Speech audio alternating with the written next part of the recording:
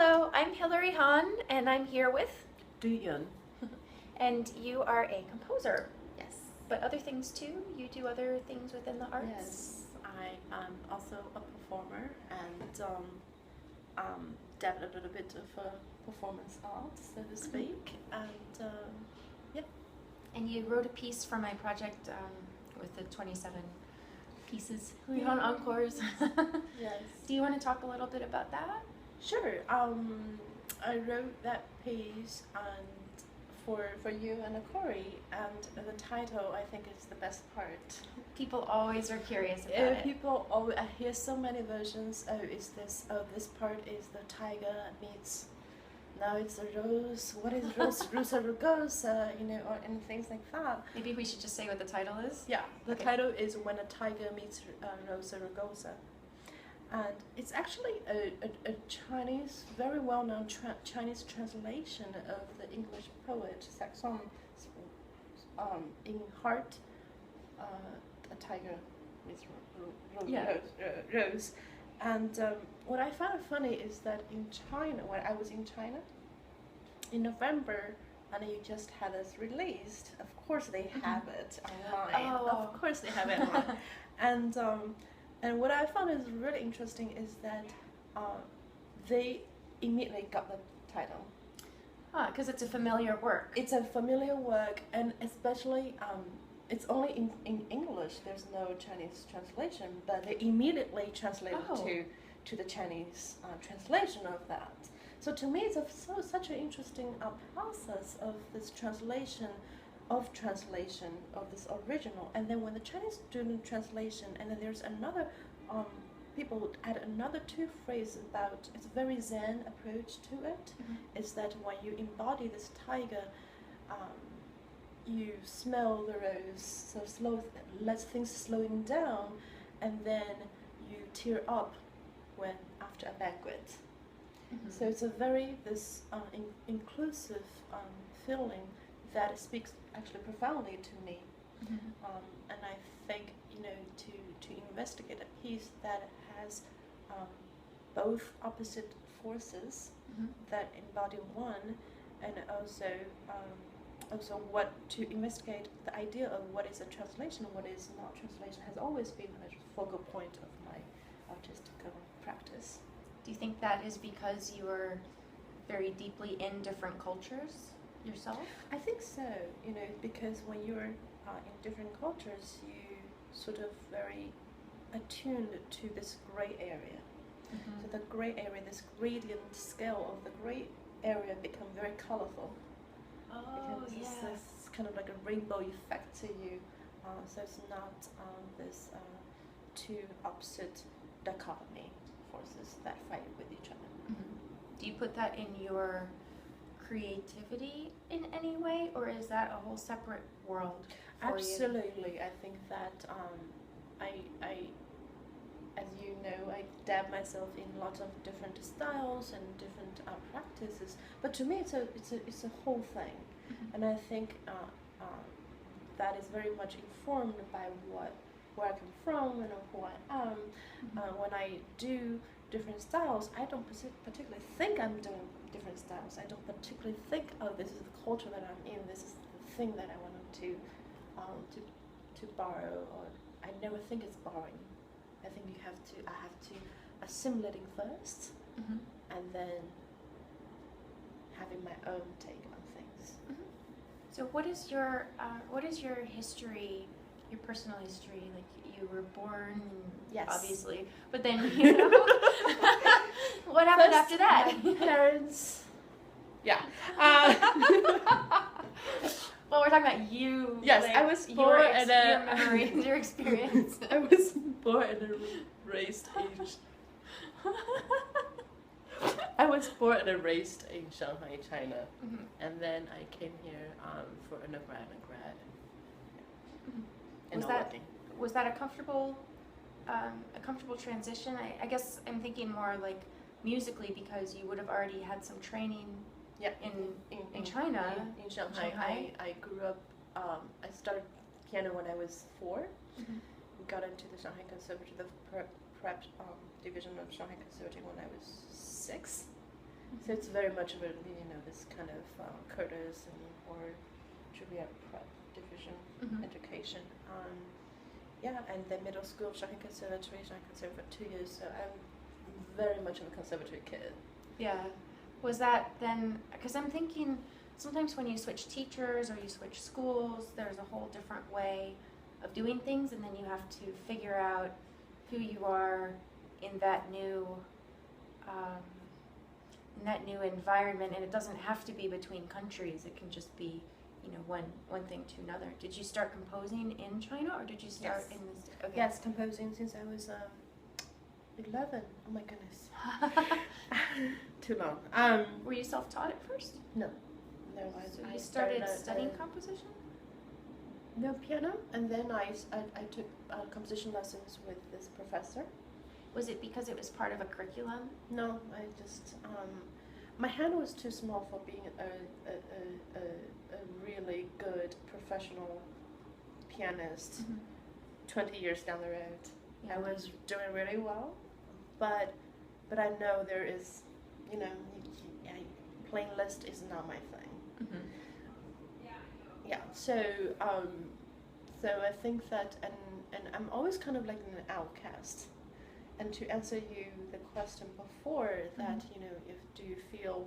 do I ever feel like this sort of a natural, like have to adapt yourself to different professors? I never felt that way. Going to each school, going from Shanghai to Oberlin to Harvard, and after post studies, now I think that I think I'm always told that I always know what I wanted to do. Yeah. And what is your process now? Like when you're writing, where do you start? Start from a profound sense of anxiety, and then knowing that's a good motivator, and feeling like you don't know anything at all about anything. I do think that to start, every time I start a new piece, a new project, I feel like I'm learning how to walk again.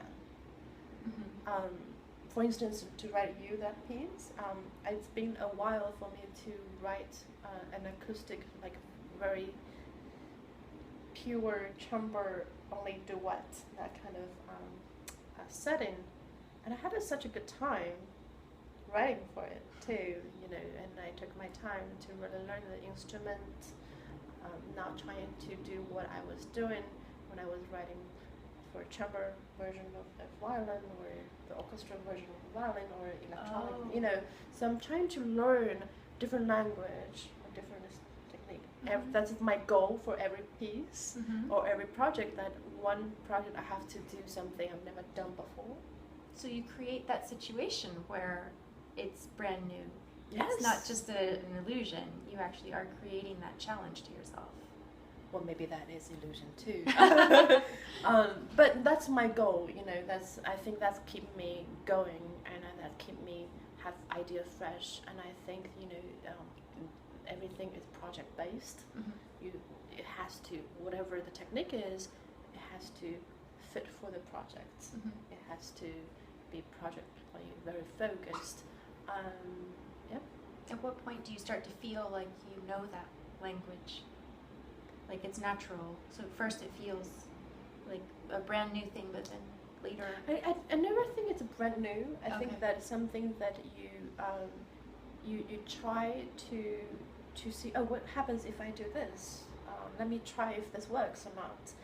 And when I work on a theater or on a play, I actually very much inspired by the way they work. They have a huge process of reading, workshopping. Yeah, that's true. And previews, when they have preview. I'm currently in the production of a Kung Fu, which is going on off Broadway, and it's amazing. The preview already opened, but every day, almost every day, the playwright and the director comes with new pages, and they always shifting things. See things that they see the performance happening on stage. And they go home and they change things, shape things until the official opening day. to me, I was thinking, you know, this composer thing that we set up a piece, it's done, you give it to performer. If you're lucky, performer, you know, have this kind of conversation with you. What do you mean? But it's still very much kind of done. You don't really have that luxury to have.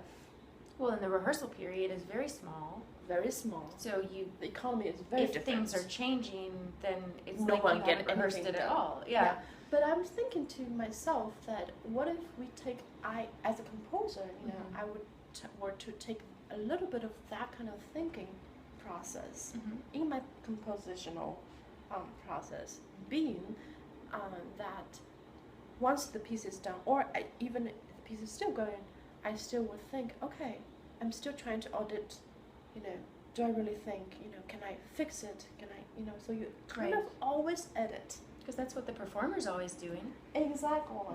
So it's not, so I think that what if the compositional process is not just about constantly composing, but it's also about constantly editing and constantly shifting, reshuffling, doing things, puzzling, you know, pieces together. Have you ever done that? Have you ever been able to? Yeah. Okay. And it's preferable. It feels more engaged for you. Because I'm sure there are times it's just done and you're not actually on site where the performers are to keep. Yeah, perhaps when I say editing, I mean like, you know, you get as you write. As you write. Oh, as okay, I okay, write. I see. You know, you get up and you audit what you wrote yesterday, and you started from the zero, timeline-wise, and then you audit again, again. So to investigate each event, are they really work well together? Is it this a storytelling? Is this a non-linear narrative? And how those things shape for the piece. Yeah. It's a really thorough way of working, but I'm sure it feels like in the end you've explored your options and the piece is what it really can be. Absolutely, and I think as a performer you must feel that too. That you know, you first have this score and then try to understand what the composer is, and then gradually there's so many level of. There's the first impression, and then there's everything that develops from there. Absolutely, and then once you play again, the piece actually feels different too, and then the approach to it, you know, it's a lifelong quest. Yes.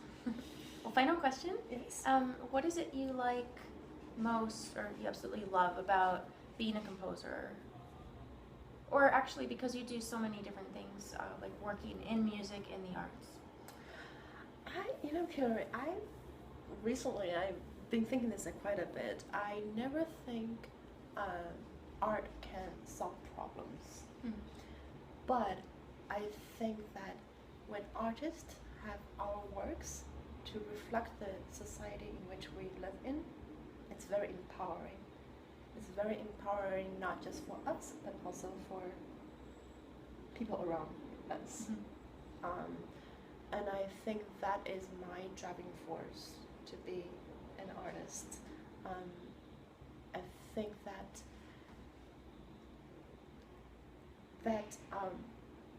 I don't think of myself as a composer. I don't think of myself only as a musician. I think, you know, it's you have to be human, and then to be a responsible human, and to that means that you have this compassionate ear and vision to a lot of culture that you have the fortune to have a head on. Thank you. Thank you. Yay.